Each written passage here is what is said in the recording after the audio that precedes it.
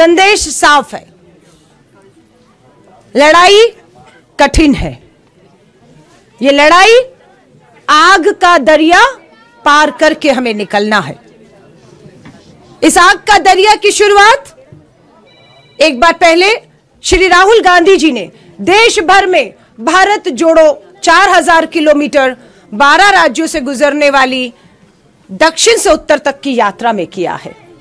दूसरी यात्रा भारत जोड़ो न्याय यात्रा 14 जनवरी को मणिपुर से मुंबई तक 6700 किलोमीटर का सफर 15 राज्यों से गुजरेगी, 110 जिलों से गुजरेगी।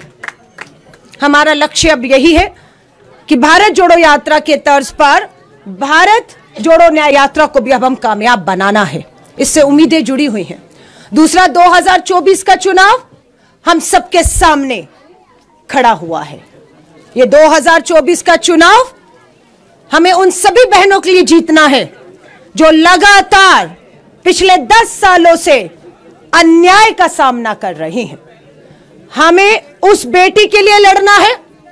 किस बेटी के लिए? जहां से यात्रा शुरू हो रही है, मणिपुर की उस आदिवासी बेटी के लिए जिन्हें थाने से घसीटकर सामूहिक बलात्कार किया गया और न्याय नहीं मिला है अभी तक। समझ रहे गंभीरता इसकी?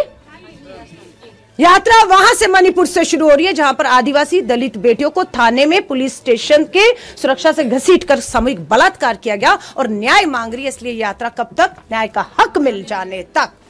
यात्रा को आगे अगर आप लाएंगे तो आपका आता है हरियाणा, ब्रजभूषण शरण, देश की पहलवान बेटियां दिल्ली की दहलीज पर न्याय मांगती रही, अन्याय का सामना करती रही। न्याय मिला या नहीं मिला? लड़ाई कब तक रहेगी? लड़ाई कब तक रहेगी? ब्रजभूषण जब तक जेल की सलाखों के पीछे नहीं जाता और इन्हें, हमारी बेटियों को न्याय नहीं मिल जाता, तब तक ये लड़ाई जारी रहेगी। आ जाइए उत्तर प्रदेश के वाराणसी में प्रधानमंत्री जी का संसदीय क्षेत्र है। प्रधानमंत्री जी का संसदीय क्षेत्र BHU में IIT में पढ़ने वाली छात्रा के साथ सामूहिक बलात्कार करने वाले कोई और नहीं, भाजपा के कार्यकर्ता थे। 2 महीने तक गिरफ्तारी नहीं हुई उन बलात्कारियों की। मध्य प्रदेश में चुनाव प्रचार प्रसार कर रहे थे भाजपा के लिए। हाहाकार हुआ, तब गिरफ्तारी हुई है।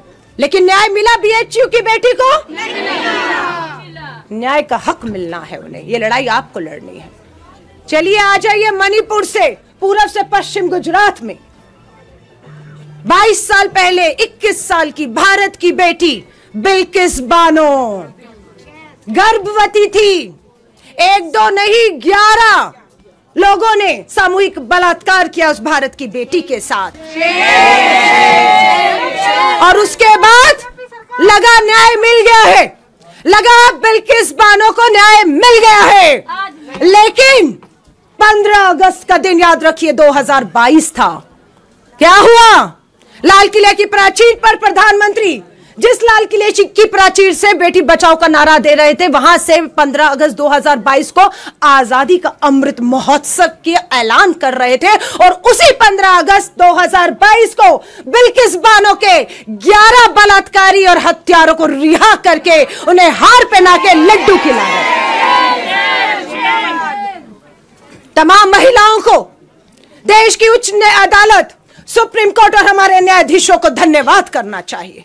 फटकार ना लगाते ब्रजभूषण के खिलाफ FIR ना होती।